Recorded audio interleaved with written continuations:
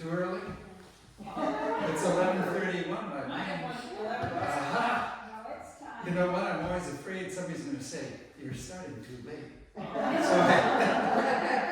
Because I can talk forever, you know, just chatting with people and, you know, back in Granby at South Church, there was always a deacon who would say, okay, it's time to start. All right, okay, gotcha. All right, well, storytelling is one of my favorite things on the planet. Teaching storytelling is one of my favorite things on the planet. So you provide me with the opportunity to do things I like to do. Thank you. Thanks. So it's going to just go a little like this. I'm going to tell a story, and there's going to be a little teaching about kind of the basics of how stories work, and then I'm going to split you up into some small groups. I'm going to give you some prompts. You'll choose one, and you're going to find a story in your own life to be able to tell. So I'm talking about personal stories. This is what I like. The ideas all apply to other kinds of storytelling too, but I work with personal stories. So yes. I just have to say publicly, for those who didn't see your reflection, you told a personal story of a Christmas Eve. Yes, yeah. And go back and watch it. I remember if you had it. 'Cause it was so. You had me in tears. Oh, well, hey. Me too. That's not hard. Yeah, that is not hard. Tears are big. Those of you who were around last Sunday, and Angela played that Amazing Grace, and she went into that last verse and laid all those suspensions on us and pulled out all the stops, and I'm sorry. The floodgates open. That was just, those were great words. I had never heard that version. Yeah. Now see, here I am chatting again. Yeah. I'm chatting again. But they were. No, that's fine. We're telling stories while Yeah, absolutely. So here's a story for you. When I was, that's a story in and of itself. A couple decades ago, we had a cabin up in Vermont, and my wife and I and our youngest, Julie, my wife's name is Sally, we were up there for a week together.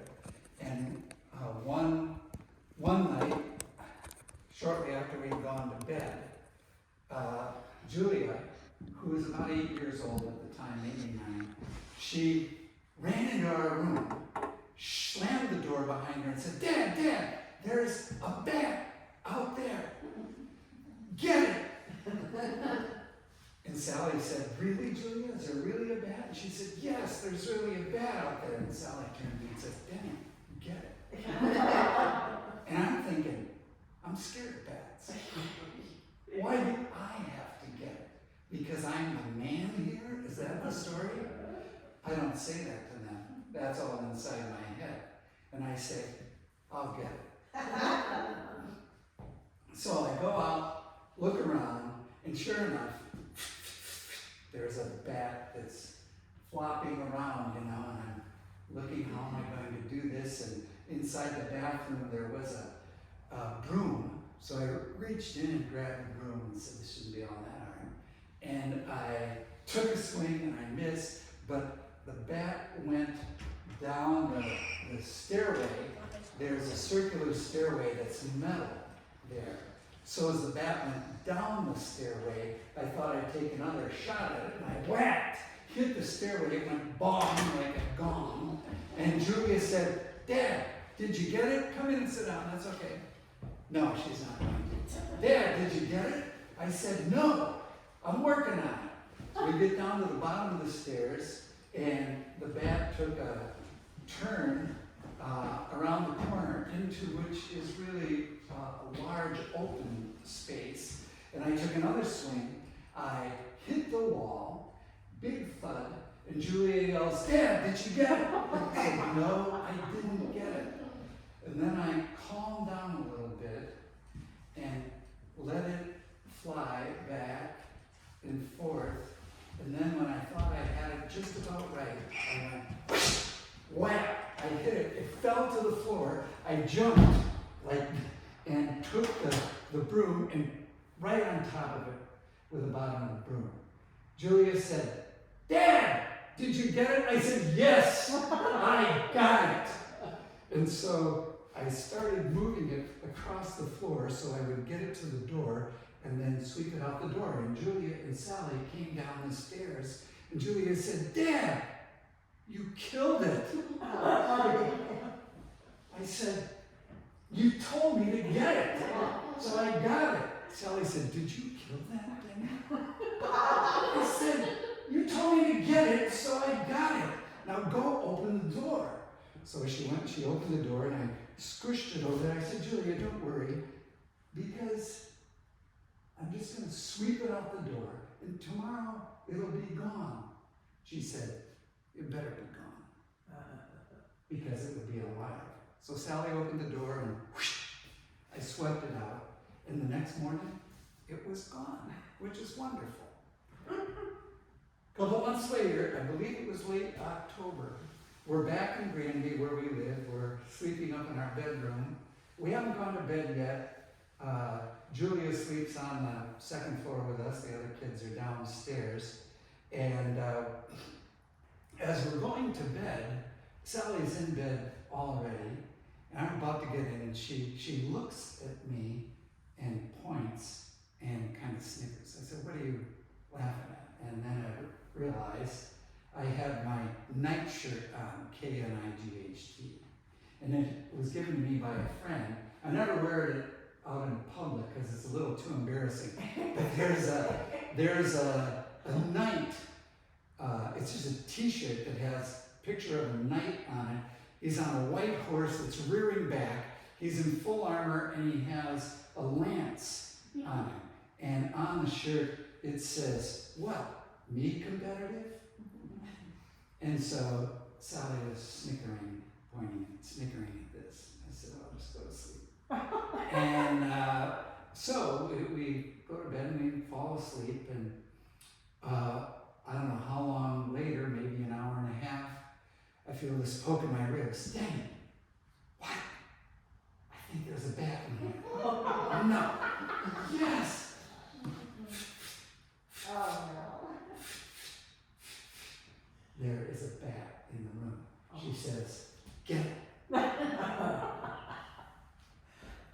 So I sit up on the bed, having been fully educated that this means not to wound or kill one of God's animals, but just to get it out somehow.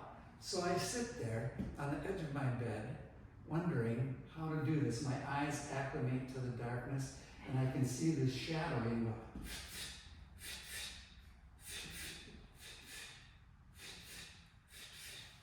And it occurs to me, there's a blanket that's at the edge of the bed.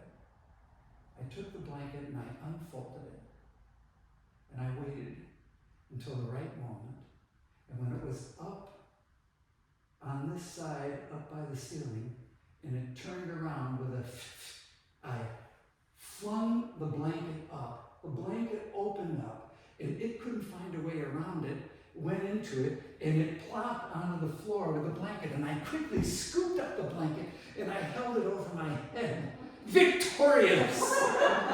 And I marched down the stairs with it, and I marched out onto our front porch. I felt like I was, a conqueror, and I stood there for a moment and stepped down onto the sidewalk because under the street light, and it felt like a ceremony to me, I had figured out how to be a man and be gentle, how to be a man and still preserve life, strength and kindness, all there, So as I stood there, I thought I would just throw this blanket up into the air. It would unfold, and then the bat could fly free.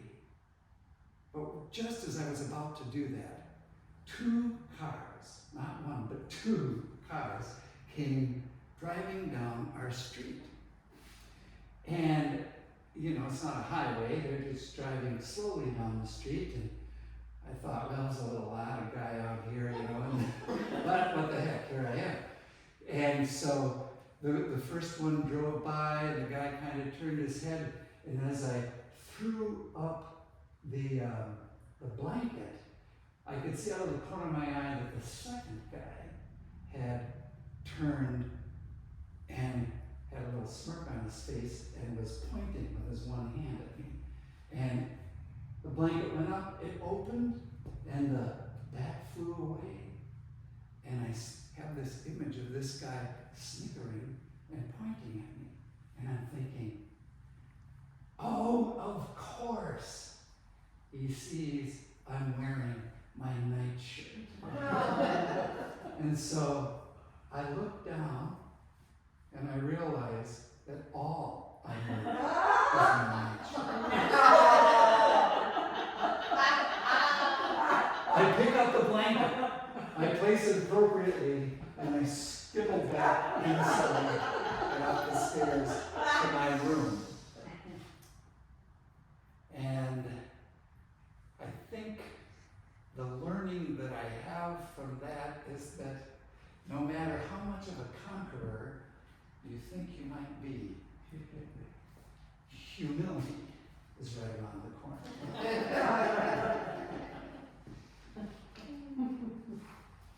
Okay, I'm not being able to, you guys can just take one down, pass it around.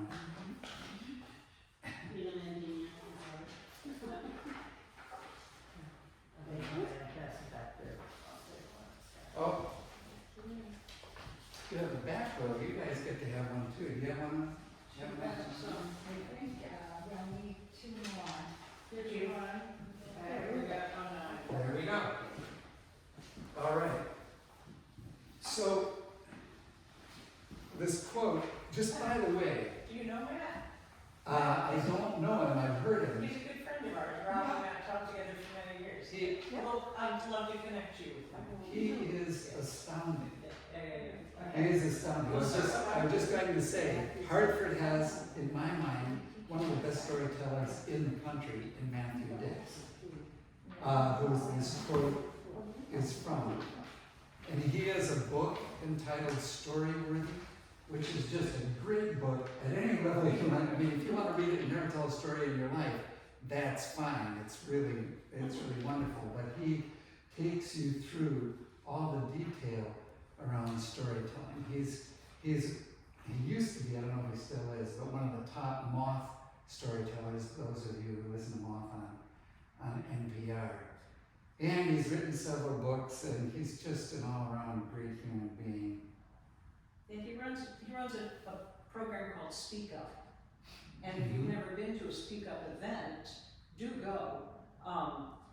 Yeah. You should totally tell a story. You should work with him. And yeah, he's a good friend of Rob's and ours. But Speak Up, look for it. And they meet and they tell stories. Basically, he's a 4th grade teacher, right? Right. Yeah, Just something else. So yeah. So this quote here: storytelling is about bridging the gap between you and another person by creating a space of authenticity, vulnerability, and universal truth.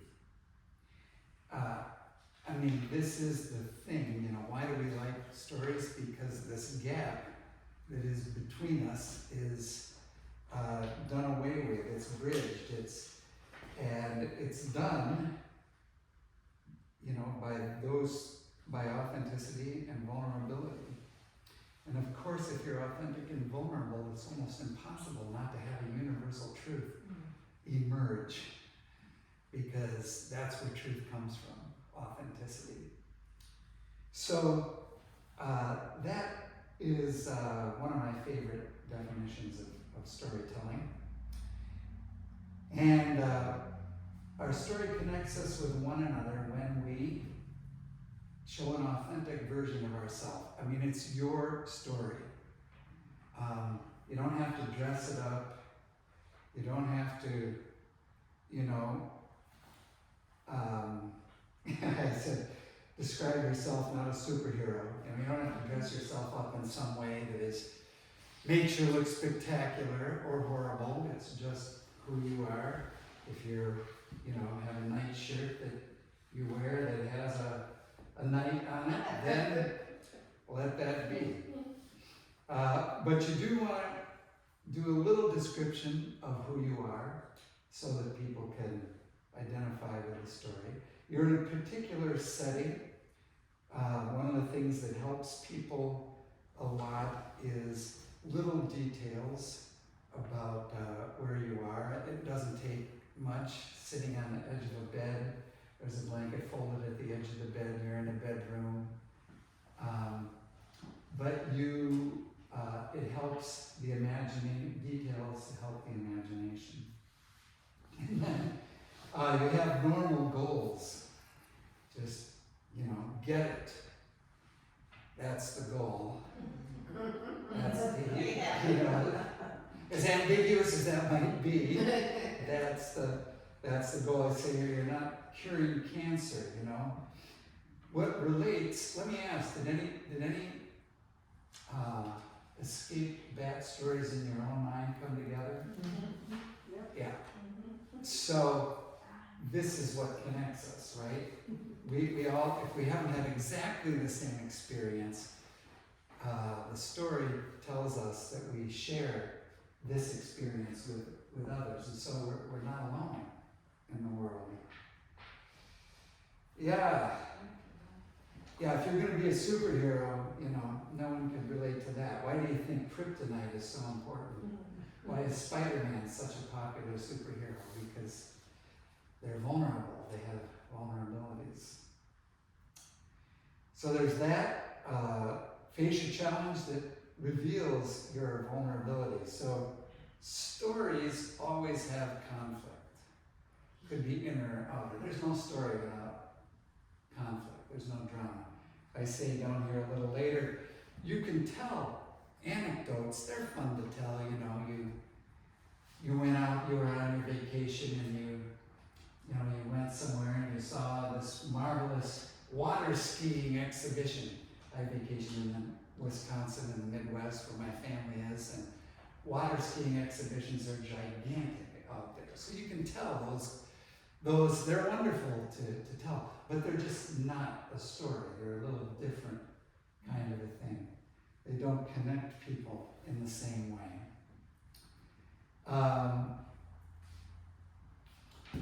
Let's see, so you're facing a challenge. It could be an internal challenge, overcoming a fear, like my own fear of bats, for instance. Or it could be an external challenge, like the bat itself was in this story, that enables you to discover something new about yourself. Showing the new you that has been created by meeting or failing the challenge, which reveals the truth. There's not a lot of that in the story I told, because in many ways the new you is the old you, and sometimes it ends up that way. Sometimes you go through something and the change is just a little. This change here was, you can be a hero, but guess what? You're still humble. You can still be humiliated, however you want to look at it. You don't,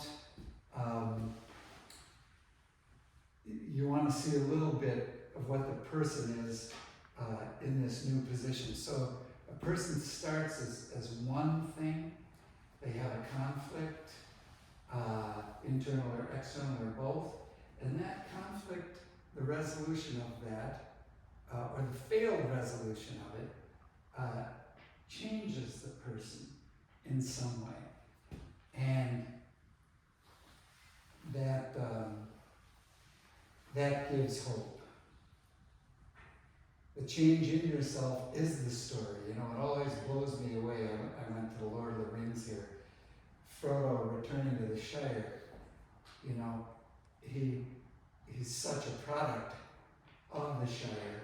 And remember at the beginning of the story, he goes off on his own, but outside on the other side of the bushes of his little cottage are his friends, and they're going to go with him. And so when they all come back, he realizes he can't stay. The world is too big for him to be there. But that's the story. The story is the discovery that the world is much larger than he thought, and that he is able to move in the world in ways that he had no idea he could have before. And although we use the word universal, the universal truth can be small. Pride goes before a fall. Water ski to the beach. That just reminds me of it. I have a good friend who tells the story of when he was high school, his parents, well, his family used to go out water skiing, and he gets a girlfriend. And on his process to getting this girlfriend, she's sitting on the beach, and they're out there water skiing. He's a pretty good water skier, and he wants to impress her. So when he comes off the water skiing, he decides he's going to go all the way off onto the beach. And he comes in and he zooms in and doesn't, usually they lay back, water skiers, and then kind of settle down and take the skis off and walk out. He goes all the way through the shallow part into lands on the sand of the beach, and bam, he's just catapulted out of the skis, scratches up his face. The girl comes running, the girl that he's trying to impress, because she's sitting there, she's not, wait, Steve, are you okay? Are you okay? What's her? It worked for him. They became but it was the other way. Humility. Yes, humility, exactly. So that was the. Any questions about this? Does this make sense to you guys? Do you? Yeah. So if I was looking at that like, Yes. your angle will be different from my angle. I'm Yes. sure your angle is different. So the storytelling is unless you're talking I, or if you're talking to Paul, that you're giving a sermon. Okay, so their idea will be different of the angle, right? Yes. So when you say storytelling, are you talking I, or are you talking, We're talking I. okay? I mean, other stories. You know, I am talking I. okay. So, and what that does, it's a wonderful observation, because if let's say my daughter Julia were here today and she was going to tell that story, it would be totally different. Yeah, she would have a total different point of view, and she'd have a view of her father that she was at first really upset about, because I killed of course I didn't kill it, but I was harming the bat and all of that.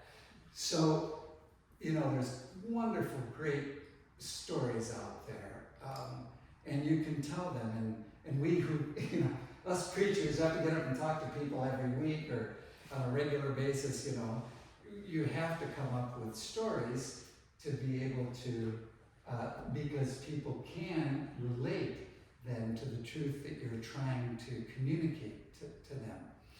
So I do tell a lot of stories about my own life. I have over the course of my ministry, because I got onto this idea pretty early. So, am I answering your question? Yes, because I read so many books. But a Yes. lot of books has the story as I, and Yes. there's a lot of story to grab other people's ideas, so that you have a bigger audience, so they tell stories more openly, so people can picture.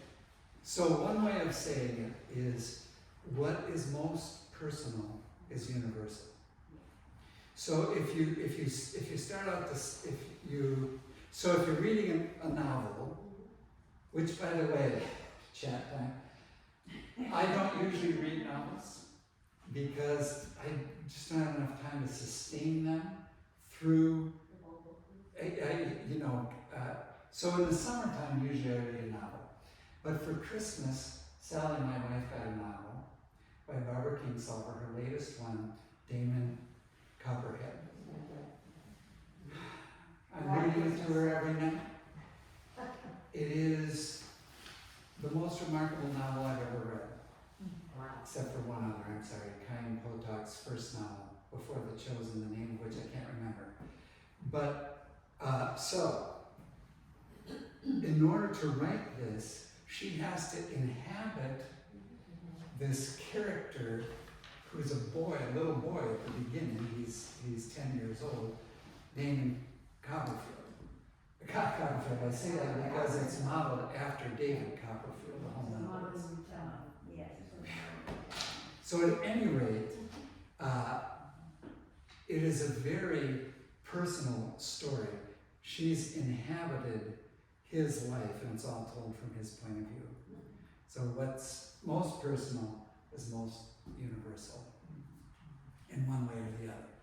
So now I'm going to give you guys a chance, and I don't know what we have for numbers here, but usually I like to break up in threes.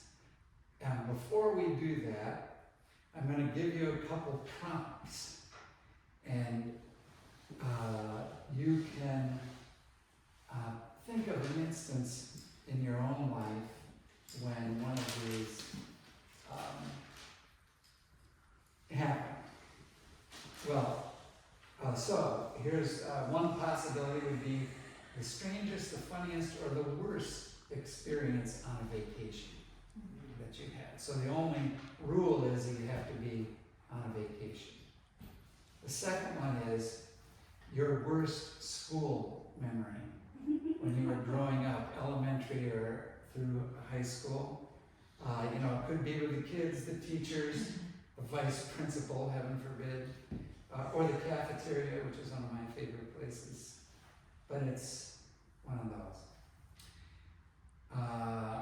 One of my favorites is your first kiss, so I'm just going to give it to you as a possibility. And one that's it's not as common, but nonetheless a case of mistaken identity. Either you were the one mistaken, or somebody else was the one mistaken. Any of those snag something for you? Sure, the first one was, it's a vacation experience, either the strangest, funniest, or worst. So built into these is the idea of conflict. If I said, tell me the happiest vacation you ever had, that's pretty, oh, how nice, you went to Disney World. Yeah, it's horrible, yeah. My wife took a trip to Sweden, and when she came back, she wanted me to watch all the pictures, It's a lot of coffee. And here, we were by Stockholm. Okay, which by the way, Swedish cows look just like American cows. No real difference between them. So, I don't know, how do we, let's see, we have 3 in the back there, and we have 3 here, and 1, 2, 3. We do you 3, and Andrew, you want to get in on it? Sure, I missed the sort of informational context, but I'll Yeah. jump in however I can. Well, here, if you simply, right now, so I'm not asking you to write a whole story with this. So this is often, and so Matthew Dix has an exercise that he does daily, which I do occasionally, and that is called, Homework for life. Homework for life. And homework for life is, at the end of the day, thinking back to were there any little experiences during that day that might have the potential for a story in it. Somehow that you were shifted a little bit during the day. And these prompts are that kind of thing. So maybe when we're done, if we've got a little time here, we'll take one or two and see what might make a story out of it. So why don't we do you three, and you three back there, and you three here, and if what I want you to do is each of you, you can take 10 minutes and see if we can't. Are we each coming up with a story of our own? Yes. In a group here, and then we can see. Yeah, so you're going to tell your little experience, to the other two. Does everybody have one? Do they have to be on your program for that? Yes. If you have one that is kind of coming up for you and you want to tell them, but here they are again. A vacation experience that is strangest, funniest, or worst. Your worst school memory. I think that one came right up. Yeah. Your first kiss, or a case of mistaken identity. Now, what if your story is sort of short? That's all right. Do you want us to elaborate to make it longer, or just? Well, so if you have it, remember. So yeah, thanks. And this will be for Andrew too. Remember that you want to give a bit of a description of yourself and your setting. Set it up a little bit of what you're doing, so that you don't simply say, when I was water skiing behind my father's boat, the rope broke and I almost drowned. So, let us know something about your experience with water skiing before that. Have you or your dad done this before? So that there's a bit of context. But it doesn't have to be long. Just, you're going to take, each of you are going to take a couple minutes, to tell that. And maybe we should move you guys a little bit and put you over there.